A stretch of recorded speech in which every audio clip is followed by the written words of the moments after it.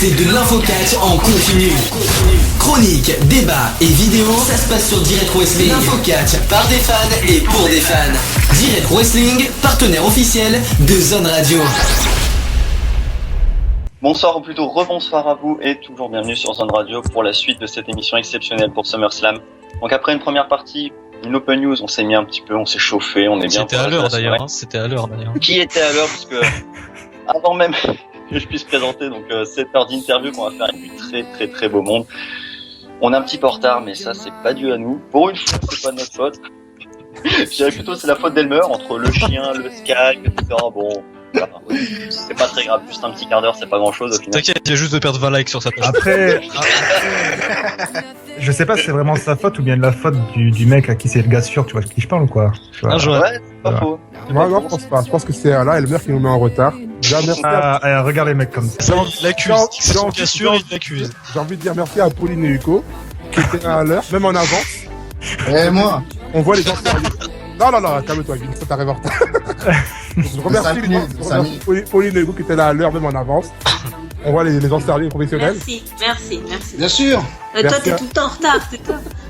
Merci à Vince qui a fait. Et puis Elmer, voilà, un bout. Ah, c'est bon.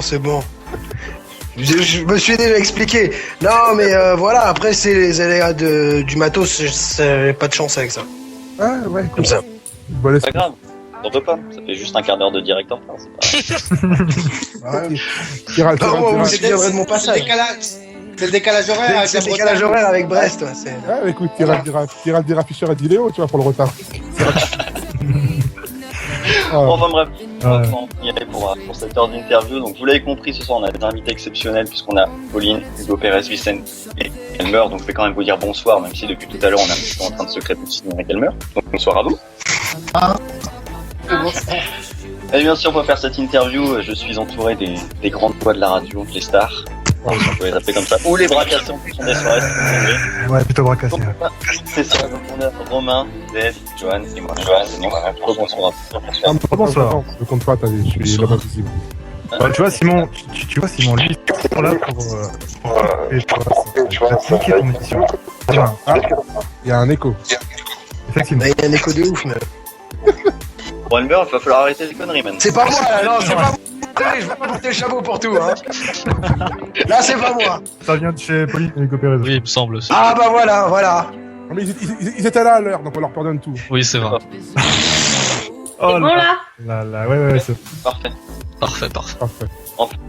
Du coup, on va recommencer donc sur cette heure d'interview qui va se faire en plusieurs parties et dans cette première partie, on va s'intéresser plus à vos carrières, vos origines, comment en fait vous en êtes arrivé au niveau de votre formation, etc. pour en arriver justement à l'état tel que vous en êtes aujourd'hui, à votre carrière de catcheur. Et je vais donc m'intéresser à notre bouc émissaire de la soirée, tout d'abord donc Elmer. Ça va, on a envie de connaître sa carrière après 15 minutes de retard. C'est ça, on n'arrête pas d'en entendre parler tout à l'heure, donc on aimerait bien un petit peu le connaître. Donc je vais tout simplement te poser une question assez générale, à savoir tout simplement comment t'es arrivé dans le monde du catch, qu'est-ce qui t'a donné envie de devenir catcheur? Alors, alors moi c'est un parcours particulier puisque en fait on est venu me démarcher pour que je me mette au catch. C'est-à-dire que je regardais ça quand j'étais petit, mais j'avais pas fait le parallèle à en pratiquer en France. Et j'ai croisé quelqu'un qui m'a proposé en fait de venir à un entraînement et la première fois j'ai refusé dans un premier temps parce que ma condition physique ne me le permettait pas. Je me suis repris en main et quelques années plus tard je l'ai recontacté et c'est là qu'après j'ai démarré mes entraînements. Si je vais peut-être élargir un petit peu par rapport aux autres personnes ici, c'est quoi? Vous êtes aussi fait des marchés, si je peux m'exprimer ainsi, ou alors? Voilà, c'est ça. C'est quelqu'un, c'est une connaissance en fait qui est venue me demander si ça m'intéressait de catcher, et de m'entraîner pour voir ce que ça faisait. Et donc du coup j'ai fait un entraînement et après j'ai jamais lâché la salle d'entraînement. Et donc pour nos autres invités, c'est quoi? C'est plutôt une passion que vous avez prolongée en voulant en faire votre métier, ou c'est pareil, c'est par des circonstances, des questions de chance qui a fait que vous êtes lancé là-dedans? Vicente peut-être? Alors en fait, je vais faire de l'originalité. Je regardais le catch à la télé quand j'étais petit, à 3 ans, et je me suis dit, en fait c'est ma grand-mère qui m'a fait découvrir ça à la télé. Et ça m'a vraiment plu, j'ai accroché. Et dès que j'ai eu l'âge nécessaire pour faire mon cours de catch à 14 ans, j'ai été m'entraîner à Paris. Parce que, soi-disant, c'était la meilleure école de catch. Donc, je faisais le trajet, enfin, pour la petite histoire, j'habite à Aix, donc c'est près de Marseille. Trajet jusqu'à Paris, juste pour m'entraîner. Et au bout du premier stage, ça m'a de suite plu, et je me suis dit, c'est ça que je veux faire plus tard, quoi. T'avais commencé à quel âge, justement, tes premiers entraînements? Ouais, ça c'était à quel âge? Je crois que c'est 15 ans, ouais, c'était à 15 ans. Je faisais un stage à peu près tous les 6 mois, donc c'était rien, quoi. Je faisais un stage de 2 jours, et il y a un mec là-bas qui s'appelle Marc Sébir, qui était dans la fédération à Paris. Il m'a repéré, il m'a dit tiens, je vais créer mon truc dans le sud, est-ce que ça te dirait, vu que t'habites dans le sud, de venir à mon école à partir de maintenant? Et donc je me suis inscrit chez lui en 2012. Et en 2013, je crois, j'ai fait mon premier combat contre lui, et c'est parti de là, quoi. Ça fait 2 ans que je catch. D'accord. Donc c'est vraiment relativement récent, c'était quand même plutôt une belle ascension pour une carrière aussi jeune, si je peux dire. Oui, c'est ça, ouais. J'ai pas mal tourné en fait. J'ai tourné vraiment partout en France. Je crois que j'ai fait toutes les plus grosses fédérations françaises, à part la ICWA, Booster si tu m'entends. Et donc voilà, j'ai même tourné à l'étranger, j'ai catché en Suisse, j'ai catché on a fait les tryouts de la 01 à Barcelone. Donc voilà, en 2 ans, je trouve que c'est pas mal. Mon petit bout de chemin, et j'espère que ça va continuer encore, quoi. Ouais, c'est clair. Et enfin, donc, on va s'intéresser à nos derniers invités, donc Hugo et Pauline. Comment est-ce que vous êtes justement atterrés dans ce monde du catch? Moi, en fait, pour ma part, je suis né dedans, en fait, tout simplement. Mais mes parents, j'avais des oncles, d'autres membres de ma famille qui étaient promoteurs en Amérique latine. Je suis originaire de l'Équateur, je suis né là-bas. Et donc, une fois arrivé en France, quelques années après, parce que je suis pas né ici, moi, quelques années après, je cherchais une école de catch, je suis tombé sur 2 écoles à l'époque, c'était en 2005, sur la WS et la ICWA. Et donc, la WS était plus proche d'où j'étais, parce que j'étais en région parisienne, tout simplement, donc je me suis inscrit et j'ai commencé les entraînements le premier mercredi de septembre, c'était le 7 septembre en 2005. Donc voilà, moi j'ai toujours été dedans, quoi, voilà. Vraiment, c'est vraiment une passion que tu as eue dès que tu étais tout petit, quoi. C'est vraiment quelque chose, enfin c'est ta vie en fait, tout simplement, quoi. Oui, tout simplement. Voilà. Des fois les gens ils me disent oui, t'en parles comme si t'allais faire tes courses, mais oui, parce que bon, j'ai toujours été dedans. C'est normal pour moi, voilà. Ouais. Et pour ta part, Pauline, comment ça s'est déroulé? Bah moi un peu comme les autres, en fait, j'ai découvert ça à la télé en premier. Ça m'a plu, j'ai cherché une école aussi, donc c'était en 2008. Et je suis tombée donc sur 2 écoles, la WS et la FFCP, je crois. Donc j'ai choisi la WS en premier. Je me suis entraînée un petit peu là-bas, et puis après donc j'ai WS et j'ai été à l'APC. Là j'ai fait mes premiers matchs, tout ça. D'accord. Donc là, on a attaqué un peu plus la forme que le fond. Concernant vos formations respectives, je vais commencer avec Elmer. Comment ta formation s'est déroulée en tant que débutant? Comment ça s'est passé? Par qui t'as été entraîné peut-être aussi? Et comment ça s'est lancé la première fois pour toi, tes premiers matchs, etc. D'accord. Alors, moi, dans un premier temps, j'ai commencé, si ma mémoire est bonne, en mars 2012 ou en avril 2012. Donc j'ai fait mon premier entraînement à l'époque au sein de la FPWO qui n'existe quasiment plus aujourd'hui. Et après très vite on s'est orienté vers la PC puisque c'était proche de notre centre d'entraînement et que c'était plus simple avec plus de matériel et plus de moyens. Et donc j'ai commencé dans un premier temps pendant 6 mois à un entraînement par semaine et par la suite je m'y suis vraiment consacré où je passais jusqu'à 5 entraînements semaine en plus de mes exercices en salle de musculation. Donc du coup ça m'a pris beaucoup de temps mais ça m'a fait énormément évoluer. J'ai fait mes débuts, j'ai fait plusieurs stages avec de grands noms internationaux ou même des noms établis en France et ça m'a permis de gravir les échelons finalement plutôt assez rapidement. Mon premier match je l'ai eu pour le compte de la ICWA au bout de 3 mois. Et à la PC même, j'ai mis 9 mois pour avoir mon premier match. D'accord, ouais, donc tu parlais de de la salle des muscles, donc il faut savoir qu'Elmer a une transformation physique tout simplement incroyable. On va y venir, dans les questions respectives des teachers. Vincente, toi, ta formation, comment elle s'est déroulée Ça a été très dur. Ah, vas-y, explique-nous. Donc en fait, comme je disais plus tôt, je m'entraînais à la WS avec, je crois que j'ai commencé exactement pareil que Pauline, en fait. Et je m'entraînais là-bas avec Pauline, Hugo et d'autres de la WS. Et un stage tous les semaines, c'est vraiment pas suffisant, quoi. Enfin, donc, ok, j'avais quelques facilités pour les chutes, les coups de pied, patati patata, mais après, quand vraiment Marc m'a pris sous son aile, il m'a carrément tout appris, quoi. Il m'a même appris à marcher, le mec. Vraiment, ça a été très dur, très intense. On faisait des stages d'une semaine entière. Enfin, vraiment, à tous les deux, quoi, dans le dojo, quoi. Le seul élève avec Marc, ça a été très dur, mais j'ai progressé en 8 mois d'entraînement. J'ai fait mon premier. En 8 mois d'entraînement, parce que moi, il y a eu un bruit de micro, j'ai pas entendu la suite. En 8 mois d'entraînement avec Marc, vraiment intensif. J'ai fait mon match contre lui, quoi. Mais Marc qui entraîne et qui veut vraiment que quelqu'un aille jusqu'au bout, il est dur, quoi. Il a été très dur, mais ça m'a servi, hein. Voilà, maintenant. Ouais, c'est un peu une généralité, hein, de soutenir pour réussir, comme on dit, hein. Maintenant, j'en suis où je suis, grâce à lui, quoi. Il m'a vraiment tout appris, ça a été très dur, mais maintenant, voilà, quoi. C'est cool, je suis content. C'est ça. Si juste je peux rebondir à ce que tu viens de dire, vu que tu as dit que tu t'es entraîné vraiment intensément pendant 8 mois, est-ce qu'on peut dire que vraiment le catch n'est pas fait pour tout le monde? Parce que mine de rien, il faut quand même le vouloir pendant 8 mois, faire un entraînement intensif. Ouais, c'est ça, faut vraiment vouloir, quoi. Faut aller jusqu'au bout.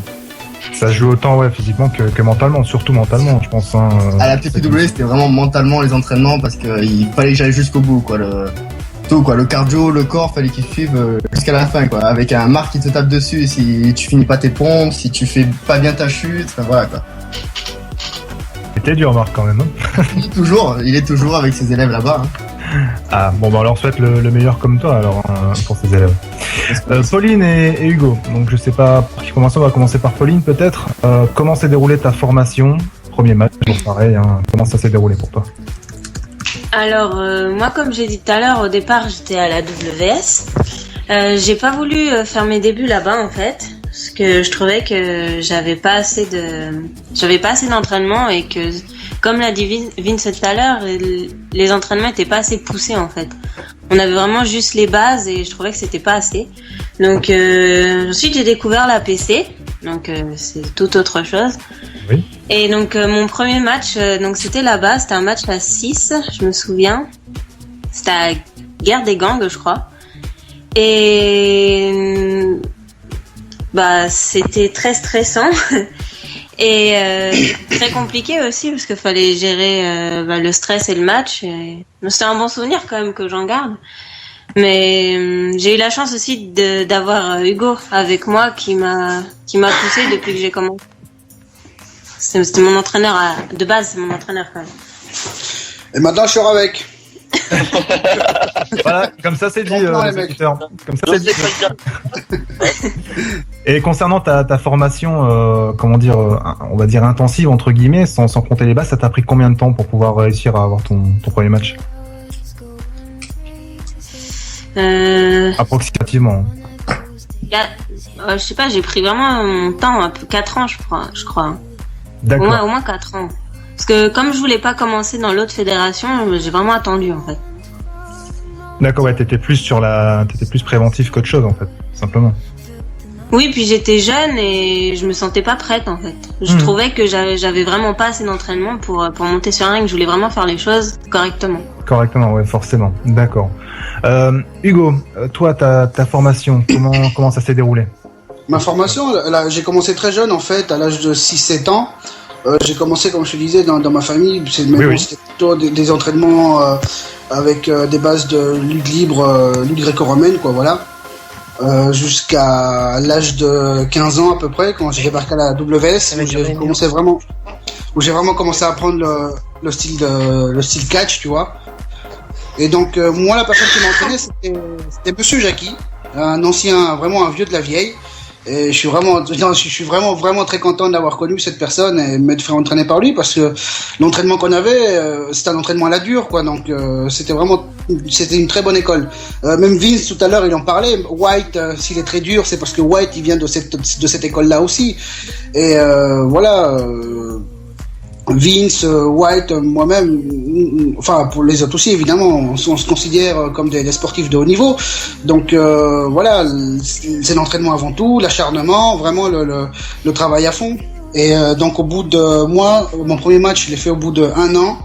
Mon premier match, je l'ai fait en 2006. C'était peut-être un match à 4. Un match par équipe, je me souviens pas très bien, hein, parce que honnêtement j'ai eu la chance de commencer par enchaîner plusieurs galas, beaucoup de galas, et voilà, je les compte plus, quoi, enfin, mais il me semble que c'était un match à 4, il me semble.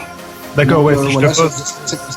D'accord, ouais, si je pose la question du temps de formation et du premier match, c'est parce qu'en général le premier match, bon, on s'en souvient très très facilement. Je voulais vous poser aussi une autre question qui est, comment dire, plutôt générale, et je vais laisser, Simon enchaîner là-dessus. Sur la formation de catch, tu veux dire, sauf si je ne t'ai pas suivi. Non, parce qu'en fait... Parce que le mec a un petit peu lâché dans les commentaires, mais c'est pas grave. Du coup, j'ai trouvé la question. Ouais, bah c'est pas évident de parler sur les commentaires et en même temps gérer l'interview, parce que j'étais concentré surtout sur l'interview qu'autre chose, donc je voulais que tu poses la question, tu sais, si tout le monde pouvait faire du catch et avoir... Ah oui, je l'ai fait, mais bon. Que veux-tu? Repose-la bien. Repose-la bien, bon, vas-y. Bon, alors du coup, c'est une première question que j'avais posée à un des invités, c'était Vince ou Elmer, je me souviens plus très bien, donc je vais recommencer avec Pauline. Parce que notamment, t'as fait une longue formation avant d'avoir ton premier match, tu l'as dit tout à l'heure. Est-ce que, selon toi, au final, tout le monde peut faire du catch, à force d'une longue formation, de beaucoup d'entraînement, vraiment une grosse détermination, ou alors il y a toujours ce petit quelque chose, cette petite dose de talent qu'il faut avoir? Bah voilà, oui, tu viens de le dire. Non, pour moi, tout le monde peut pas faire du catch. C'est beaucoup de sacrifices déjà. C'est beaucoup d'acharnement. Les entraînements, ils sont super durs. Faut vraiment vouloir. Hein. Il y a, pour moi, être catcheur ou être catcheuse accomplie, c'est oui, ok, t'es bon catcheur, t'es bonne catcheuse, mais il y a le travail d'à côté aussi qui va avec. Faut toujours s'entraîner. Faut pas rester sur ses acquis. C'est tout le temps, c'est un travail de tous les jours. Comme moi, je m'entraîne et au catch et à la muscu tous les jours. Donc c'est vraiment de l'acharnement. Non, tout le monde peut pas être catcheur, je pense. Et du coup, je suppose que je vais rebondir sur Hugo justement, parce que lui, vu qu'il n'est pas de France à la base et qu'il a baigné dedans depuis qu'il était tout petit, c'est pas forcément la même image, le même avis qu'il peut en avoir. Par rapport à ce que tu peux voir en France, les différents élèves qui arrivent, est-ce que pour toi tout le monde peut pas faire du catch, ou au contraire Non, alors tout le monde peut essayer. Tout le monde peut essayer. Tout le monde, du moment que tu as la volonté, du moment que tu t'acharnes et que c'est vraiment ce que tu veux, il n'y a pas de problème. Alors, le catch, pour le catch, on peut utiliser le dicton, tu sais, qui dit beaucoup d'appelés, peu d'élus. Et c'est vraiment le cas. N'importe qui peut essayer, mais très peu peuvent y arriver. Moi, j'entends encore dire, mon entraîneur dit, j'en ai dans toute ma carrière, j'en ai vu des mecs passer. Et là maintenant, ça va faire 10 ans que je suis là-dedans. Et c'est vrai que, pareil, j'ai vu des mecs au début s'acharner, commencer, puis du jour au lendemain, disparus, on les a plus jamais revus. Mais c'est comme ça, voilà. Tu peux essayer, voilà, t'entraîner, mais vraiment devenir un véritable catcheur, faut l'avoir en soi. Faut travailler dur et, comme je te dis, on est peu d'élus, voilà. Il y a pas vraiment de au final. Non, c'est le travail, voilà, faut s'acharner. Même si on baigne dedans, même si t'es un fils d'un tel catcheur, voilà, ça t'ouvre pas forcément des portes. Et beaucoup de fois, j'en connais souvent qui sont des fils d'eux, qui ont une pression énorme, tu sais, sur leurs épaules, parce que on connaît la trajectoire de leur père et tout ça. Et eux, ils assument pas, ils n'arrivent pas à assumer ça. Du coup, ils lâchent du jour au lendemain. Comme quoi, ça fait pas tout. Et Vince, justement, et Elmer, de votre côté, est-ce que c'est quoi? C'est le même avis, grosso modo? Alors, c'est sûr et certain. Marc, il a entraîné environ 30 élèves. Les seuls survivants à la TPW, c'était déjà fait moi, quoi. Voilà, il y a énormément d'élèves qu'on a vu passer, qu'on a vu essayer, qu'on a vu repartir au bout du premier stage, quoi. Ouais, c'est clair. Même avis de l'autre quoi. Oui. Je pense que Hugo a bien résumé le truc. Beaucoup d'appelés, très peu d'élus en fait. C'est exactement ça. C'est-à-dire que moi, ça fait maintenant 3 ans que je m'entraîne. Et déjà en 3 ans, j'en ai vu des gens arriver avec même plein de mots en disant qu'ils étaient hyper motivés, que c'était leur vie et tout. Et qu'on n'a plus vu, et qu'aujourd'hui on voit plus et dont on n'entend plus parler. Faut avoir ce petit truc en plus et ce petit truc en plus qui fait qu'on fait la différence justement. C'est ceux qui en veulent le plus qui vont réussir dans ce milieu et il faut vraiment se donner très dur, être prêt à faire tous les sacrifices. Ouais. Et c'est un travail aussi bien physique que psychologique, si je peux dire ça, parce qu'on parle notamment de la psychologie des matchs ou même de savoir gérer une carrière en manière générale. Voilà, pour être un grand catcheur, ça va se passer dans la tête. Va falloir garder la tête froide, continuer l'entraînement dur, pas se croire au bout d'un moment arriver et qu'on est le meilleur et qu'on n'a plus besoin de s'entraîner. C'est un combat de tous les jours pour s'améliorer constamment. Et c'est seulement ceux qui ont cet état d'esprit qui arrivent à aller loin. On apprend tous les jours. On ne cesse pas d'apprendre. Oui, c'est ça. Tous les jours. Et ce qui est important, c'est toujours d'être à l'écoute et voir à quoi ça va te servir ce que tu viens d'apprendre. C'est beaucoup, j'en connais qui disent « Ah non, moi j'ai pas besoin, ça fait déjà 5-6 ans que je catch, non, j'ai pas besoin de m'entraîner. » Non, tu peux pas être un véritable catcheur si tu dis ça, c'est pas possible. J'imagine.